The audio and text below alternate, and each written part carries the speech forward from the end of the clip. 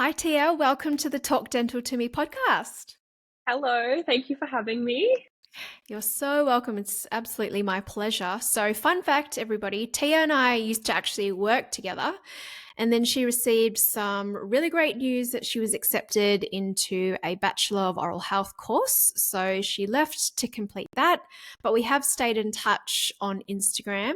And after my last podcast, when we chatted with a dental hygienist who has moved here to Australia from overseas, I realized I get questions from local people to help them if they want to study BOH later in life. So they've worked in dental and they've been inspired to be an oral health therapist or a dental hygienist, or they just want a career change, don't like what they're doing at the moment, and they really want to look into becoming an OHT here in Australia.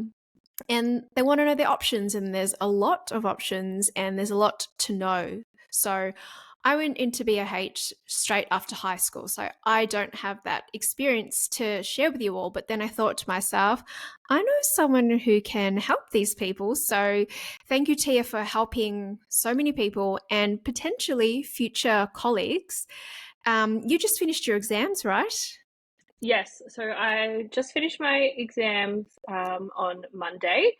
So that was the end of my exams for second year of BOH. So I have 1 year to go. Awesome. So how much of a break do you get?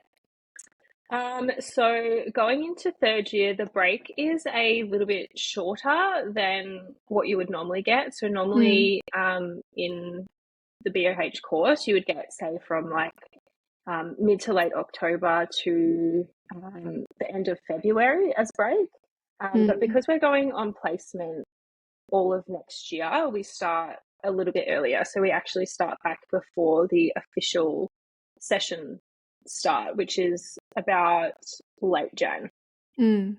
Yeah, I always used to get really jealous of all the other courses. Like my cousin did commerce and they always had really long holidays, whereas we were always back to school so early. I used to get Yes. so jealous of them.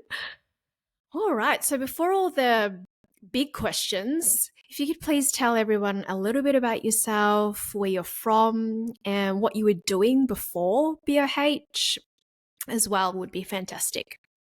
Yep. So I'm actually originally from a very small town in East Gippsland of about 2,000 people. And then when I finished high school, I moved to Melbourne and got a job as a DO. So I've been a dental assistant for about 7 years now. And yeah, when I first moved to Melbourne, I didn't even know what an oral health therapist was. So Mm. the fact that I'm, in this course, I guess, pursuing this career, just proves that, your life can really take you anywhere. And that I Yep. guess, the career path that you choose at the end of high school doesn't always have to be what you pursue in the future as well. I mean, I Hmm. wanted to study psychology, so completely different avenues, but Yeah. yeah. Oh, that's awesome. And I think, like, even when you were DAing for us, I always remember thought like, oh, Tia's so on the ball. And then when you told me that you were going to study BH, I'm like, oh, I know she's going to do really well. So I can't, time flies. Can't believe you're starting your third year. It's so I crazy. know. So when you started working in dental, what inspired you to go to uni to study BH in particular?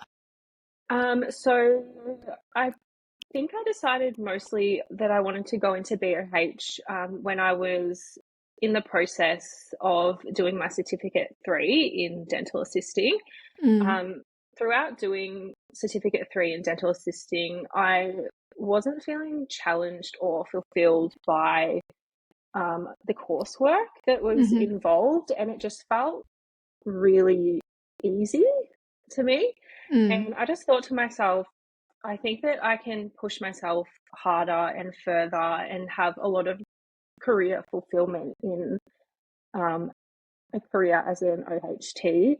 I loved, interacting with patients and seeing the differences that oral health can make to their lives. I just Mm, wanted to be on the other side of that and be able to, yeah, do that and provide that for people as a clinician rather than as a support person. that's awesome. And there is quite a few DAs that go in to study BAH, isn't there? Was there a pretty big Yeah. split in your year level? What was the split between DAs and high school students and like mature students? So I believe in my cohort, at least anyway, there was only one high school graduate that came in. Mm. Oh, The rest of wow. us were mature age, and I would say probably three-quarters of us were DAs beforehand. Yep. Yep. Yeah, And it's a really big advantage as well. Just knowing tooth surfaces and a lot of anatomy in the mouth is really, really helpful because even that we call, that's basic stuff to us now that we've learned it, but it's really confusing when you first start. Like, it yeah, was confusing absolutely. for me. Like, all the teeth look the same, all the molars look the same. Yeah, even for me as a dental assistant, going into BOH and then, I mean, I knew all of the tooth surfaces, but having to learn the morphology and, how many Mm, roots each tooth had and all that sort of stuff. Yeah, I really felt for the people that didn't have any dental experience because there was mm. just double the amount of stuff to wrap your head around. Yeah, absolutely. So you decided you wanted to study BOH. You haven't applied directly after finishing high school. What course and subjects did you need to complete before applying for your BOH course? Yeah, so with BOH, pretty much it's standard across all of the universities that you have to either have met the prerequisites for the year 12 equivalent. So Mm-hmm. for me, because I'd done VCE, that was still taken into consideration. Mm. So you need to have a study score of 25 in English and biology, or have Mm-hmm. demonstrated an out of school equivalent to that. Mm-hmm. So I didn't do any science subjects at school because I thought I didn't like science at all. I thought I'd never need to use science. So what was the Look point at in you doing now. it? So I did some research and chatting to like the course administrators and stuff like that about what was the best way for me to get into BOH. And I realized that the first year of nursing actually had the same core subjects as BOH. So that's, human bioscience, social determinants of health, psychology, Mm-hmm. and what was the other one? I think that's pretty much it. Um, Mm. so I did a year of nursing because biology wasn't a prerequisite to get into that course. Mm-hmm. So I studied Ah, nursing at I La didn't know you Trobe. did nursing. Yeah. So all of the subjects, yeah, the three core subjects that we had were exactly the same as BOH. And then the That's only so different interesting. subjects was like the clinical theory. So in first year for nursing, obviously that was nursing. For BOH, that would be your dental related subjects. Mm-hmm. Mm-hmm. Wow, you did nursing. Well, I Yeah. didn't know that could be a potential pathway. So Yeah. that's news to me. That's really good to know for everyone listening. I think the usual way people do it is doing like 1 year of science Yeah. and then doing those prerequisite subjects. So Yeah. that's really helpful. Yeah. So Hmm. I'm not sure about other unis, but I know with La Trobe, a Bachelor of Health Science, again, same subjects as BOH and nursing, except for your elective subject. Hmm. But again, with health science at La Trobe, at least, biology was a prerequisite as well. Okay. So it's funny how all of the prerequisites work for, courses that have pretty much essentially the same first year subjects. So yeah, I Yes. just went explored all avenues. I know that you can do like a short course in biology, which I believe is online. I Mm-hmm. think the cost of it is around about maybe between $2,000 and $3,000. Mm-hmm. But I just thought, oh, I don't want to wait an extra year and then be full on in my first year at uni, especially because I had been away out of the studying groove for such a long time. Yeah. So that's why I decided to, go into nursing. And then I got a lot of credit in my first year of BOH because I'd already completed those subjects, which was really Mm-hmm. nice as well, not to have as much of a workload as a lot Yeah, of other students absolutely. did. So this information you found out basically from just calling up the uni and saying, tell me all the pathways, and then you can go ahead and choose which way you want to go. See, it Yeah, so pays to call unis, doesn't it? I just reached out to the admissions teams specifically for the oral health and dentistry courses, and they were able to Mm. help me and say, these are the avenues that you can go down. And going to open days as well was really helpful, just chatting to people who have, done the course and how Mm. they got in. So I was glad that I explored that avenue because a lot of people probably wouldn't think to go down that path. I mean, I certainly didn't when I was in my Mm. application process. And Yeah. then when I was telling people, oh, I'm actually studying nursing to get into oral health, people were a bit confused by it, I guess. Well, But yeah, it yeah. worked out well. Yeah, it did. Clearly, clearly. So, a question that people listening today probably really want to know is what grades did you need in your course in nursing or GPA? Is that even a term used in Australia? Is GPA used?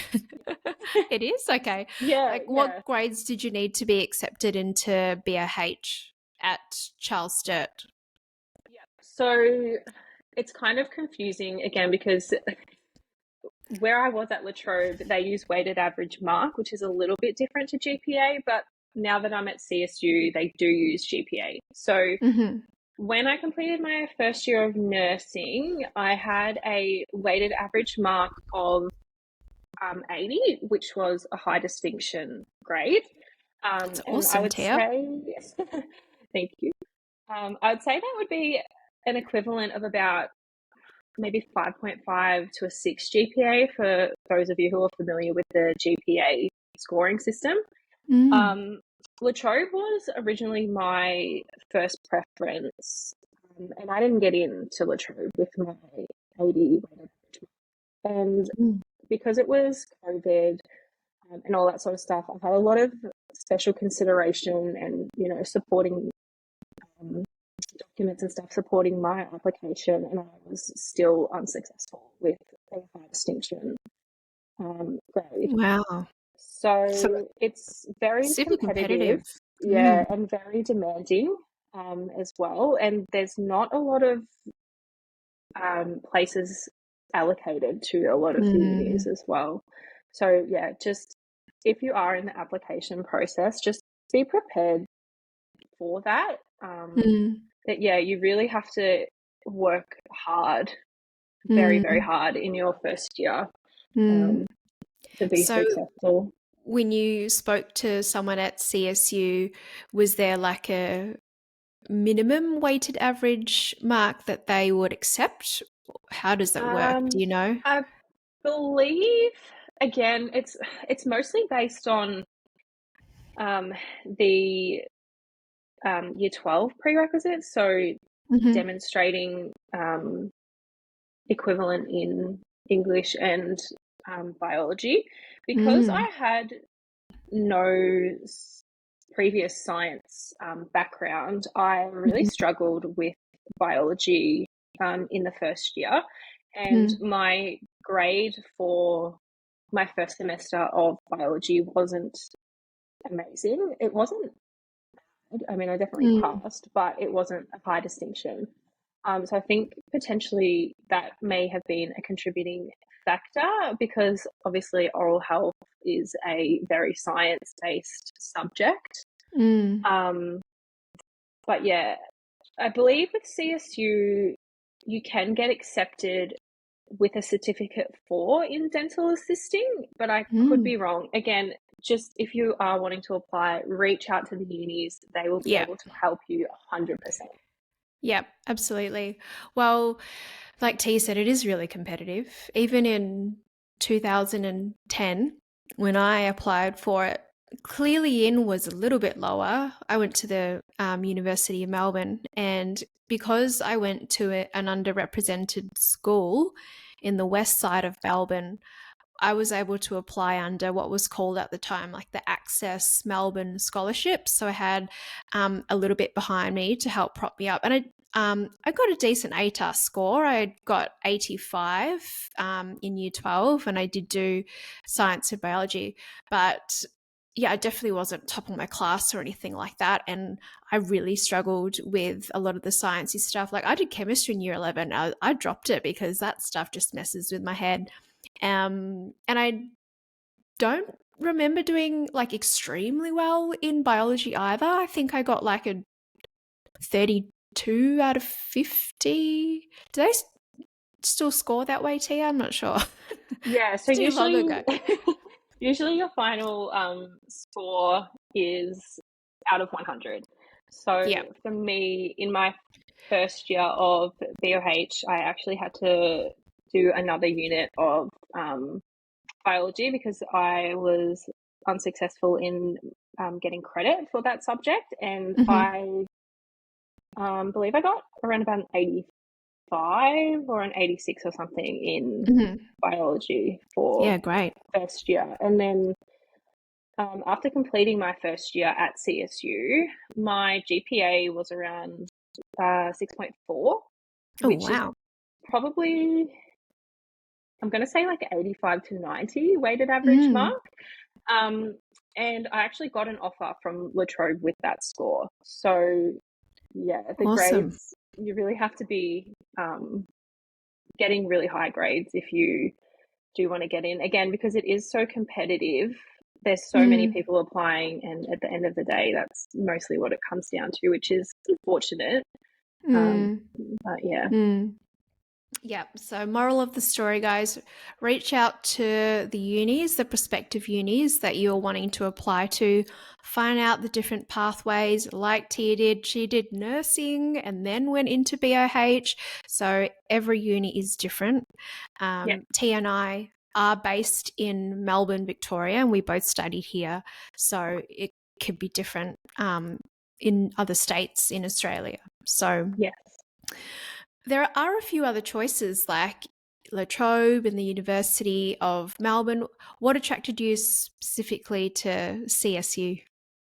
So when I applied for BOH, I was desperate to get into BOH. So I applied everywhere. Yeah, yeah. I applied to the University of Adelaide. I applied to University of Newcastle. I applied to University of Sydney. I just applied everywhere because I He's just like, wanted I'll to go get in anywhere. somewhere. Um, and obviously, the Victorian unis were my first preference because that's where I'm based.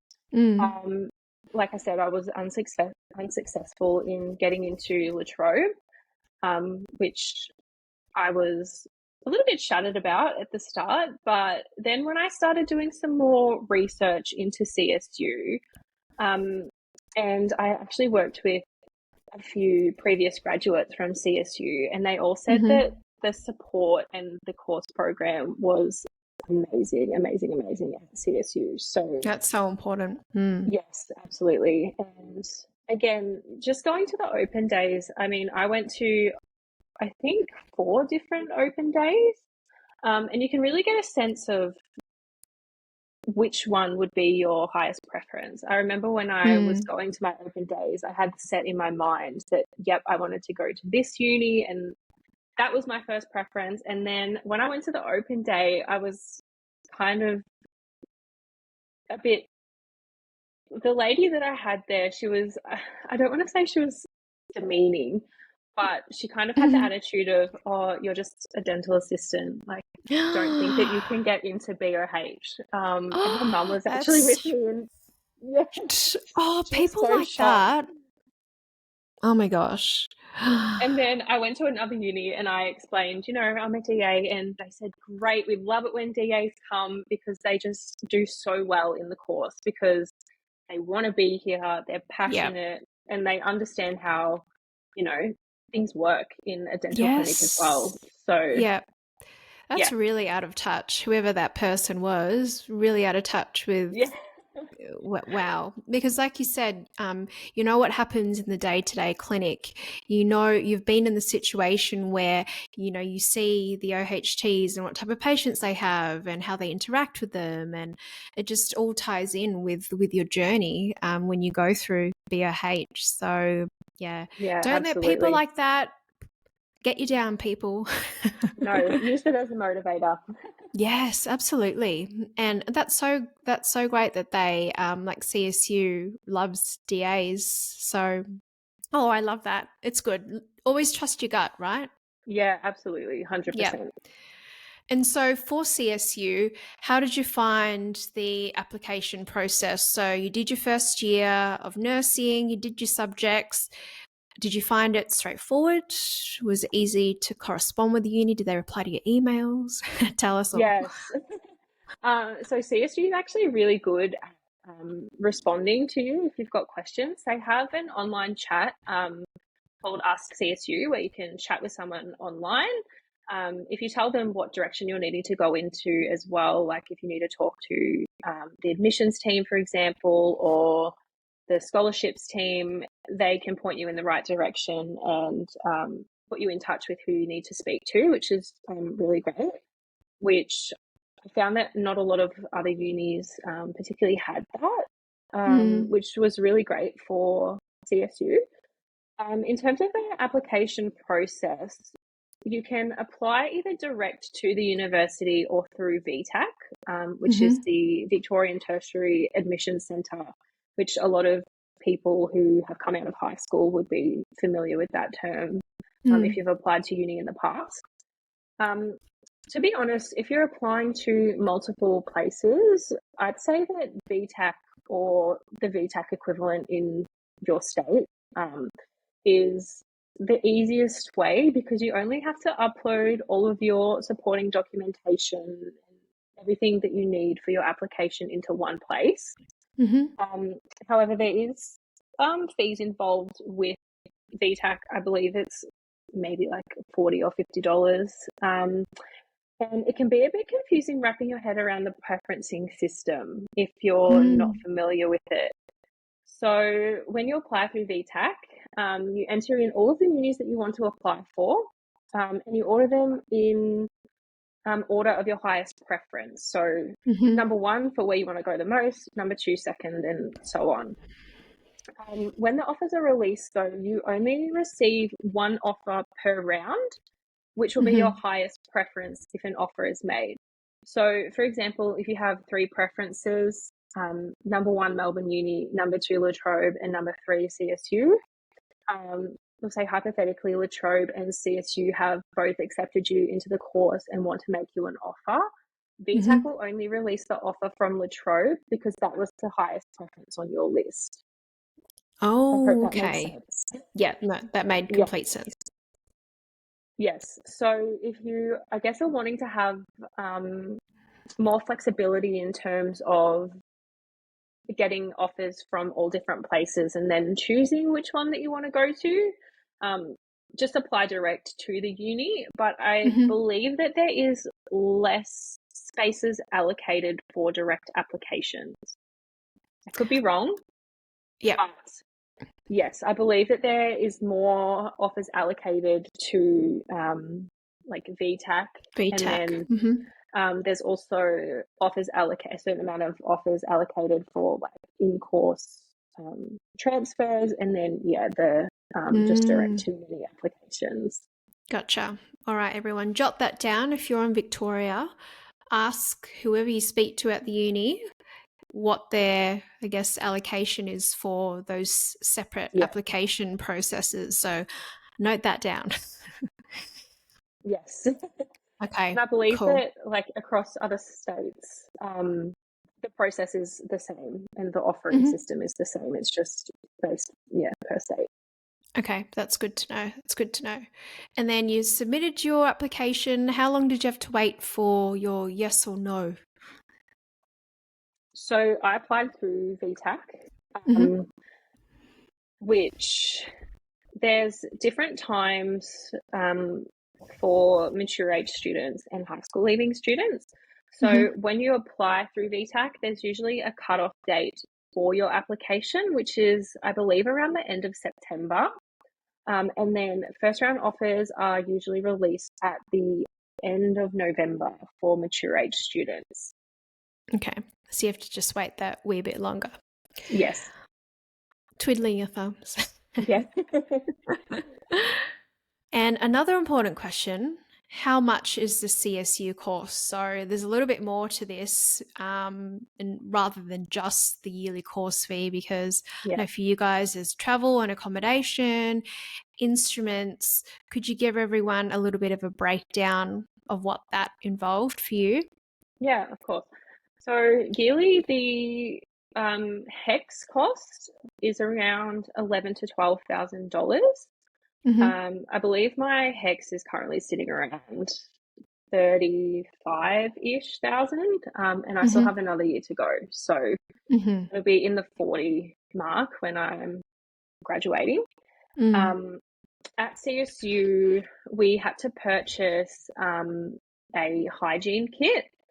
You have to buy all of your typtodonts, so they're like your model teeth. We had to buy x-ray plates, a burr kit, and obviously you've got your safety glasses and your uniforms and all of that sort of stuff, Mm. which is around about, I want to say about $1,500 that you'd be out of pocket before you start the semester. And Mm-hmm. you're required to purchase that in first year and in the second year. So all up, it was about $3,000. Mm-hmm. Mm-hmm. Then you've also got the costs of your replacement teeth throughout the year. Obviously, you know, you're drilling and filling. It's Mm-hmm. $13 per pack for one tooth, but there is three teeth in that pack. So That inflation, my yeah. goodness. So say for example, you have to buy a 1-1 and a 2-1, then that's $26. And depending on Mm. what type of procedure you're doing, sometimes you have to replace the teeth next door as well. So for example, if we're doing a competency for like a class 2, you also have Mm-hmm. to replace the tooth next door. So Next it can, door. yeah, get very expensive. But there is 3 in a pack. So, you know, me and my friends, we just all used to, one of us would buy one tooth, the other would buy another, and we would share it that way. But that Love is it. another expense that, yeah, you do sort of have to be Yeah. prepared for. I remember in Um, uni, I think it was $5 a tooth back then. And like you'd always be like, oh, this is like my lunch yeah, money or like my yeah. my key money. Yeah. And when you get into second year and you start doing pulpotomies and stuff as well, you are required to buy like the special pulpotomy tooth that has the different layers, and they were $33 a packet. So, Lordy. Did you have yes. to buy drills as well? So we were really lucky at CSU. They supply all of the hand pieces for us, which Oh, is that's good. amazing. Um, and I know as well at CSU, it isn't mandatory to have loops. It Mm-hmm. is strongly advised, and I know that a lot of other unis, they are mandatory. So that's another very big expense that Mm, you need to keep in mind because they're very expensive. Um, yeah. and also another thing that people always forget about, and I was guilty of this as well, is that, you know, you have to have your police check, your CPR, your first aid, your working with children's check. So then you've also Mm, got all of those fees on top of what you've already paid for all of your instruments and uniforms and stuff like that as mm. well. I forgot about that. Yeah, Yeah. You I have to do forget every first year. aid course. No. You always have to like start saving for it at the start of the year, right? So when it comes around again, you've got Yeah. the money there. Gosh. So, oh yeah, at Melbourne we did have to pay for our drills and they're expensive. I think that was the Mm. first time I was like, oh my gosh, dentistry is expensive. They were expensive Hmm. hand pieces. But one of the things that we didn't have to pay for was accommodation. So all of our trips to like Shepparton and Moe and stuff, the university had accommodation. So we were really lucky with that. How was that with CSU? Yeah, so at CSU, unfortunately, you're required to fund your accommodation for when you are going on placement. So this year we've been to about 6 weeks total of placement. Mm-hmm. So that's costed. I mean, it depends. Obviously, if you're staying on campus or if you're going privately, if you're like an Airbnb or hotel.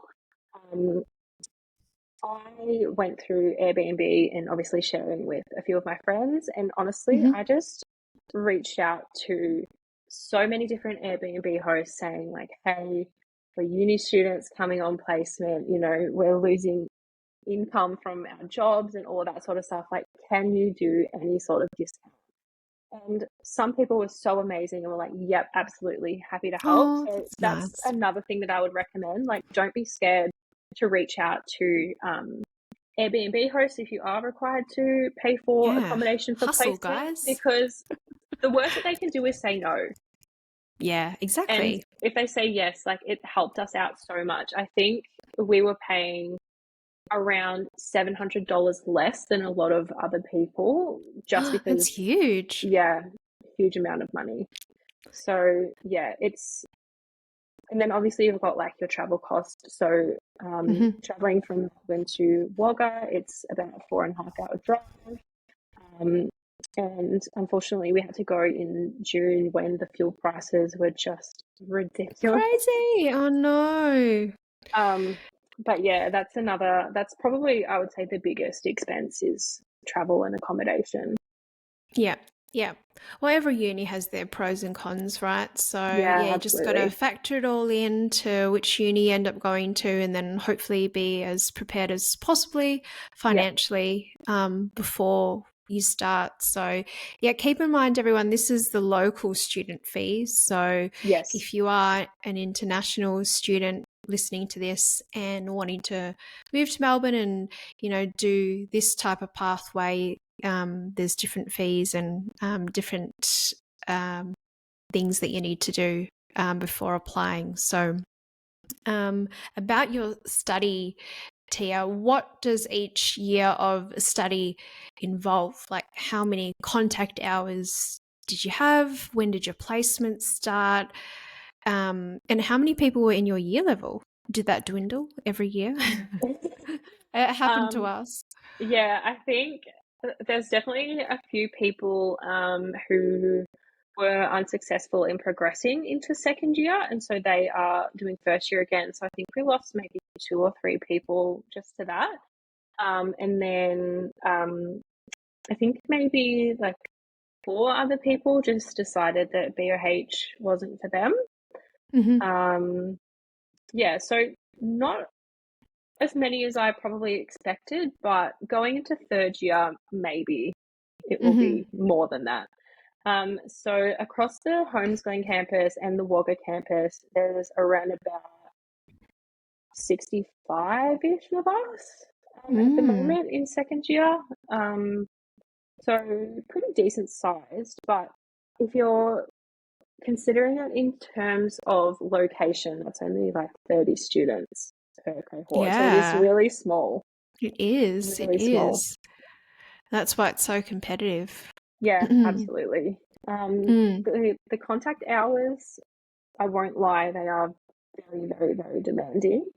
So in your first year, if you haven't got any credits or done any of the subjects before, you'll have 4 subjects per semester. Um, and they are very, very content heavy, especially for human bioscience and oral health science as well. The Mm. content is intense.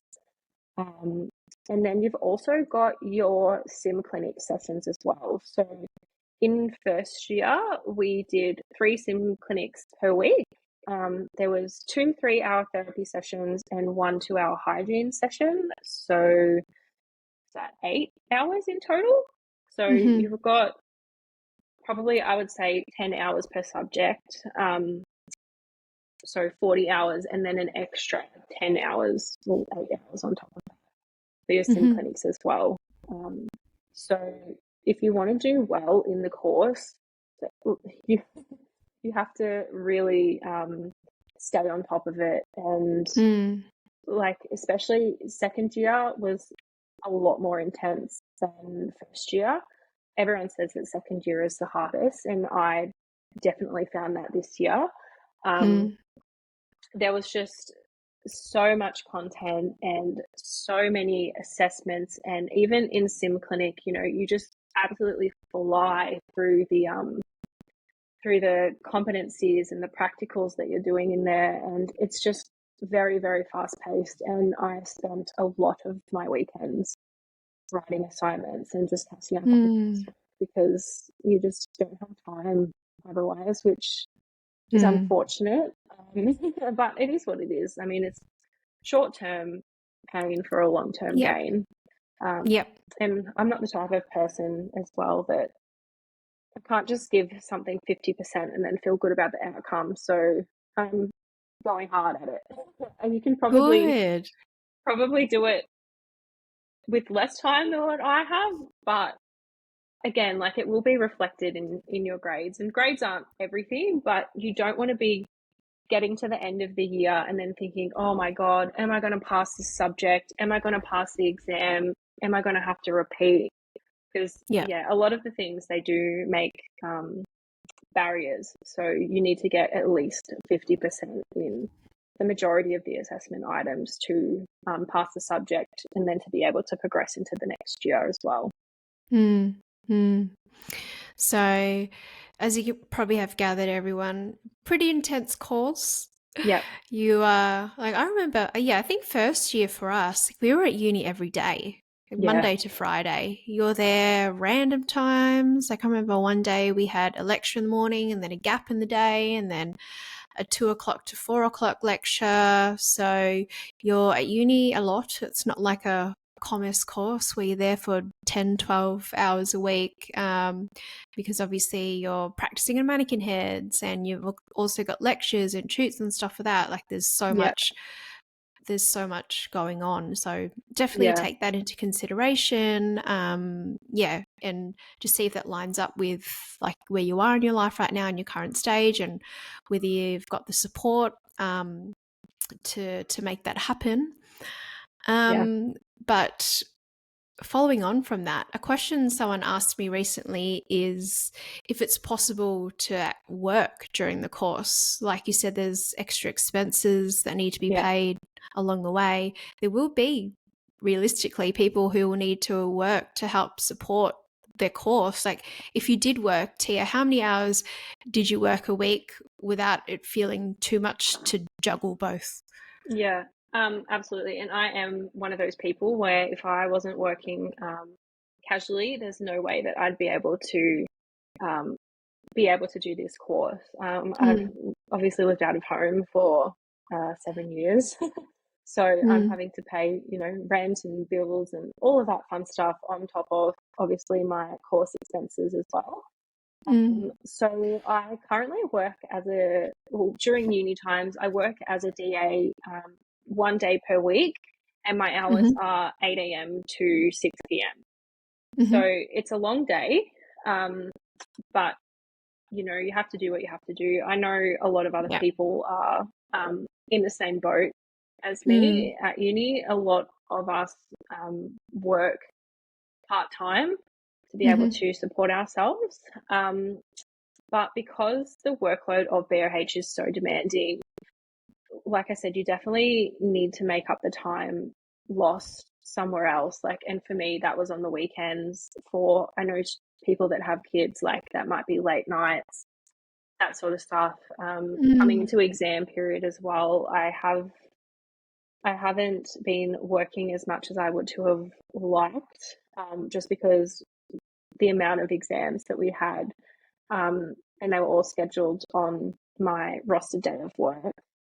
So I just had to on the tune, I guess. And even if I Mm. wanted to make it up somewhere else, like, because yeah, the amount of stuff that you have to prepare for, you just don't have the time to, go into work from 8 until 6, and then when you get home from work as well. I mean, for me personally, I am just so exhausted.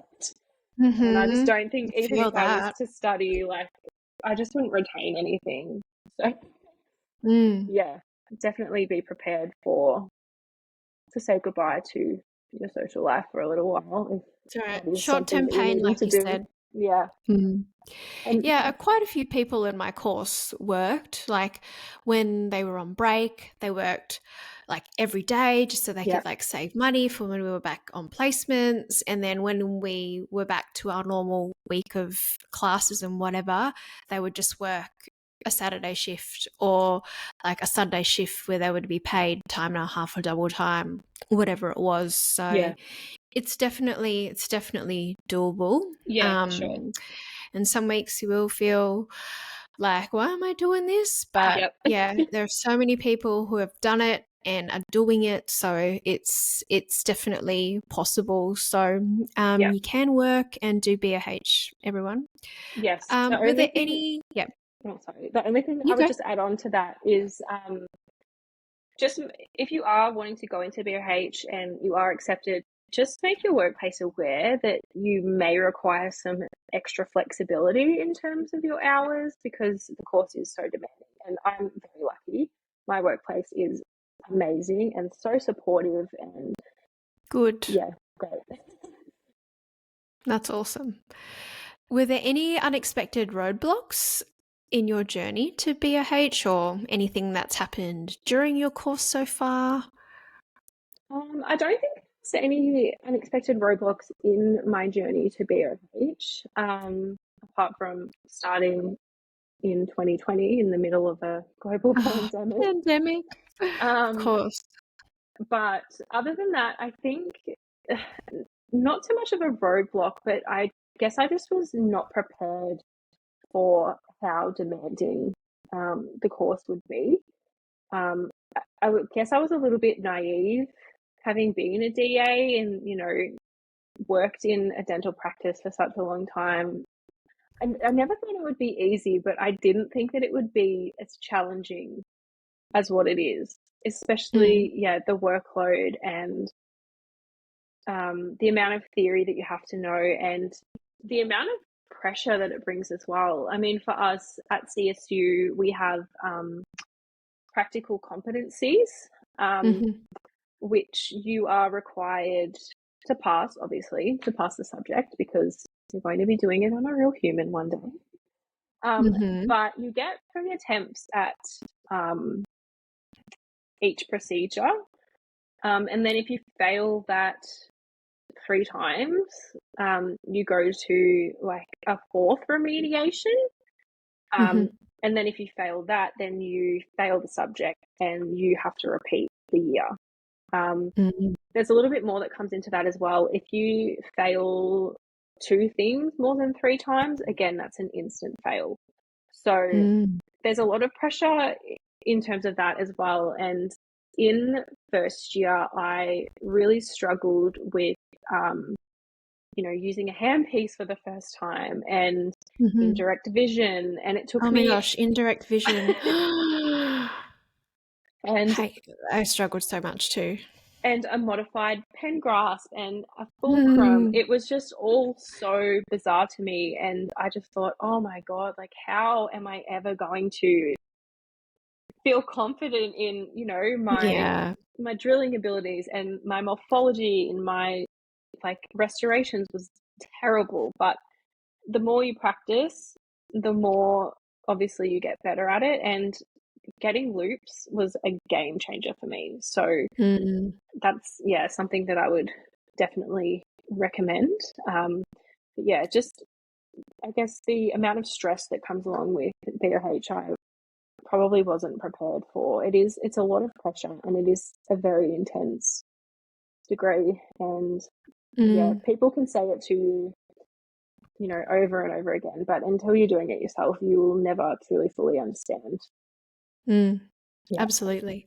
I love how you mentioned loops because that was one of the things, like it wasn't compulsory for us. And I remember hardly any of us got them at uni because I just don't think we understood like how important they were. And then number two, they were just so expensive. Yeah. And, you can buy cheap ones on eBay and Amazon and stuff, but like I don't think none of us knew about it back then.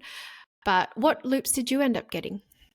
So I actually have two sets of loops. One of Mm. them is a pair of horoscoptics, Yeah. which were gifted to me by my boss. They were just an old pair Oh, of loops. that's nice. They're not brand new. The arms are broken on them, so I had to get them fixed as well. And I'm the third person that's using them.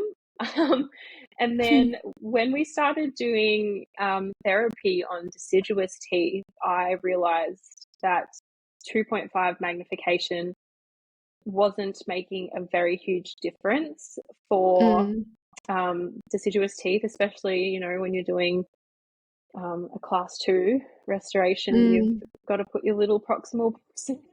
Yes. Um, So for everyone listening, a deciduous tooth, if you're not in dental yet, is a baby tooth, basically. And then a class two means like a two surface filling on this yeah, like side of the tooth. yeah, like next to the other tooth. So Yeah. there's a chance that Yeah. you can damage the tooth next door. Yeah. Um, so I actually got a 3.5 magnification of Smart Loops, which are Hmm. an affordable brand, and they are amazing. And yeah, they were only, I believe, like $400 or something, which Mm. compared to oroscoptic loops, brand new, are I believe around $2,000. And then obviously there's refractives and stuff that you can consider, which are like around the $3,000 to $3,500 mark.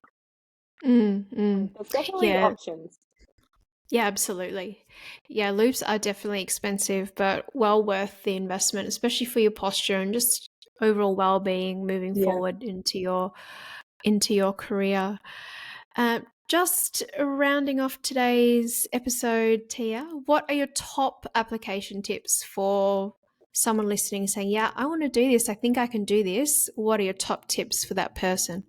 Um, my top tips would be, like I said before, go to the open days, figure out the feel for the uni, and decide if it's somewhere that you would want to pursue a 3-year degree.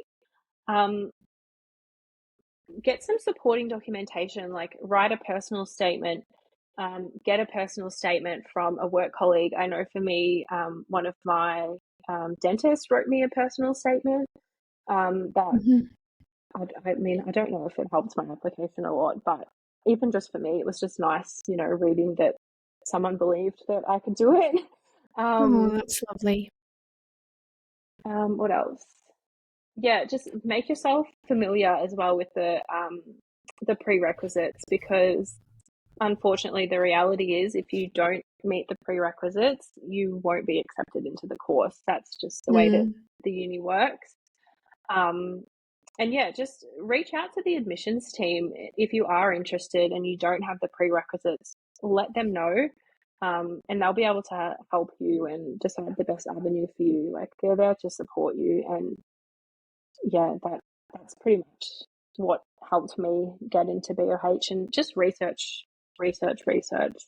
Make Mm. yourself familiar with the university websites and yeah, the requirements. And because I know for some unis like Adelaide Uni, you are also required to sit the UCAT, which is the University Clinical Aptitude Test. Mm. So there are some, depending on which uni that you're interested in getting into, there are some other little bits and pieces that you will be required to submit with your application. And just getting all of your documents ready. Like, if you did do VCE at high school, like, they request a copy of your VCE certificate, even if it was 10 years ago. So just, yeah, any supporting documentation that you have, gather it all together, and it will make Get it all your ready to go. application process so much smoother and so much less stressful. Mm. Well, those are really great tips, Thea. Tia. I said Thea. So sorry. Podcast editor, please edit that out. Oh, well, thank you so, so much. This was really helpful, really insightful, and I think it's going to give those people out there who are seriously looking into applying for BOH, whether it be at CSU or in Victoria or anywhere else in Australia, just a really good foundation to work off. So thank you for your time, Tia. No problem. I'm glad I could help. It's definitely something that's very overwhelming if you're entering into that realm for the first time. And I wish Mm, that I had some guidance when I was going through it. So, yeah, I'm really glad that I can help assist other people in their journey to BOH, because it's such a rewarding degree and career, and yeah. dentistry is just ever evolving and Mm-hmm. there's a much higher demand for it. So, yeah, we Yep. definitely need all of you future OHTs. Yes, yes, absolutely.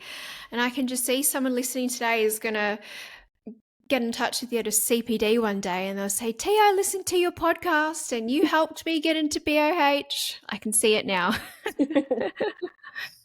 Well, thank you, Tia. I hope we get to catch up in person soon. Or I know you're really busy at the moment, but when you're done with it all, it'd be so great. We'll be colleagues finally. You're going to be Absolutely. a great OHT. Thank you. That means a lot. You're welcome. Well, I'll let you enjoy the rest of your week off because you're back on placements next week. So I hope you Yes. have a nice afternoon. Thank you so much. Bye.